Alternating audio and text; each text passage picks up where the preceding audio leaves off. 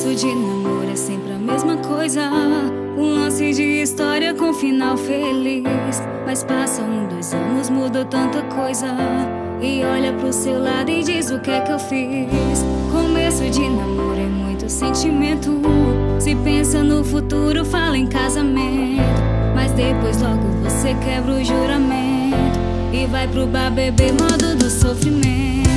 O bom de namorar é que a gente aprende